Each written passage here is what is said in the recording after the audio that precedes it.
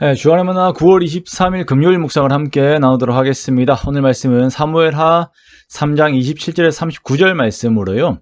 아브넬의 죽음을 대하는 다윗이라고 하는 제목으로 함께 묵상을 나누도록 하겠습니다. 오늘 말씀은 아브넬의 죽음의 소식을 들은 다윗이 보이는 그 마음의 괴로움의 내용들을 통하여서 우리가 하나님의 일을 하면서 가져야 하는 그 순종의 마음들을 다시 돌아보게 합니다. 여러분, 우리가 하나님의 일들을 한다고 열심을 다하지만 그 마음의 중심에 하나님이 계시지 않고 또한 하나님의 뜻을 존중하지 않는 우리들의 태도로 인하여 하나님의 일들이 오히려 방해되는 것들을 경험한 적들은 없습니까? 청정이 없는 열심은 오히려 하나님의 마음을 괴롭게 합니다. 오늘 요압이 아브넬에게 벌인 일은 요압 스스로는 이 일에 대하여 여러 가지 당위성들을 붙이겠지만 결과적으로는 다윗 왕국에 큰 위협을 주었고 다윗의 마음에 괴로움을 주었습니다. 다윗에게 그 사울의 세력을 바치기로 약속을 하고 돌아가는 아브넬에게 요압은 전령을 보냅니다. 그리고 그가 다시 헤브론으로 돌아오게 한 이후에 마치 조용히 상의할 것이 있는 것처럼 그를 성문 안으로 데리고 들어가요. 그리고 칼로 아브넬의 배를 찔러 죽입니다. 이것이 암살이고 또 살인이죠. 성경은 요압이 이렇게 한 이유에 대해서 자기의 동생 아사헬을 위한 복수 때문이었다라고 설명을 하고 있습니다. 자, 현재 상황은 다윗 왕국이 세워지는 첫 시기입니다. 모든 것들이 민감하고 모든 것들이 하나님의 뜻대로 움직여져야 하는 시기이죠.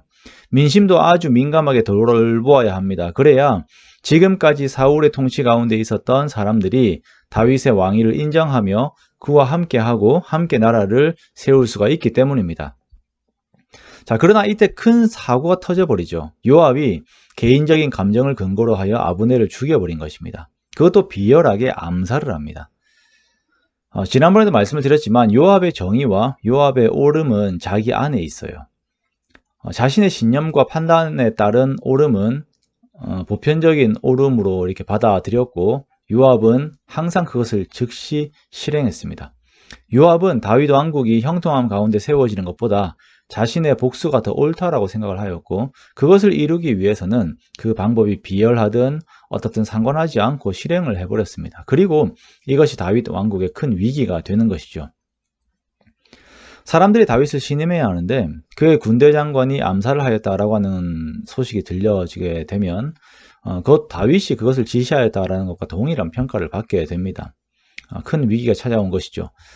자, 이에 다윗은 먼저 이러한 것이 자신이 지시한 것이 아님을 명백하게 밝힙니다.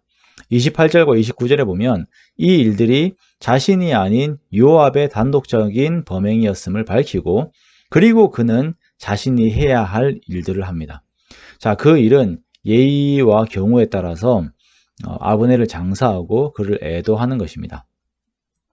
자, 다윗의 이러한 행동이 민심을 위한 정치적인 것이 아닌가라고 생각을 할 수가 있겠습니다만 다윗은 그 자리에서 하나님의 공의와 그분의 성품을 따라 마땅히 해야 하는 도를 행한 것입니다. 사울에게 행한 다윗의 모습을 보면 아브넬에게 행하는 이 행위도 그의 진심임을 우리가 알 수가 있습니다. 자, 이렇게 위기 앞에서의 다윗의 대처를 보면서 우리가 두 가지를 배웁니다. 뱀처럼 지혜로운 것과 비둘기처럼 순결한 것입니다. 자, 뱀처럼 지혜롭다라고 하는 것은 요압의 범죄 소식을 듣고 그 일들이 다윗과 다윗의 왕국에 해가 되도록 그가 방관하지 않았다라는 것입니다.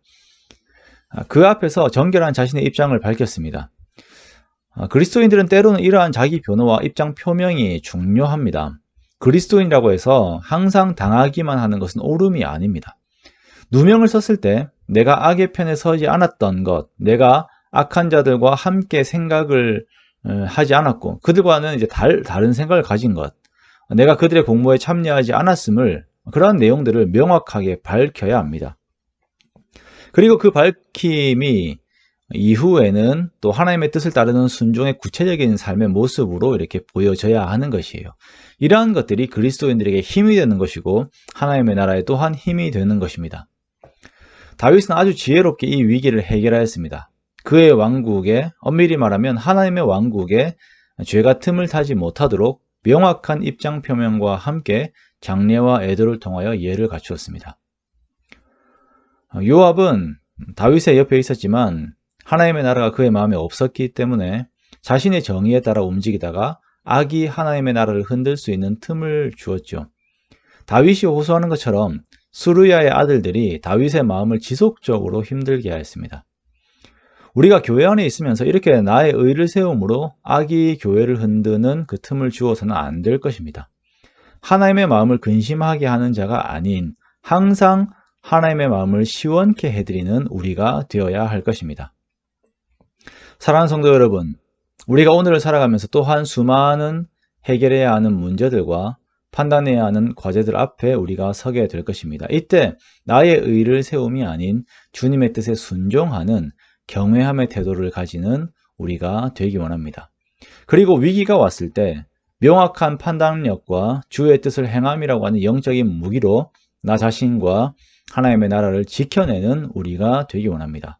그렇게 주님 안에서의 굳건함을 유지하는 저와 여러분의 복된 삶이 되시기를 주님의 이름으로 축원합니다.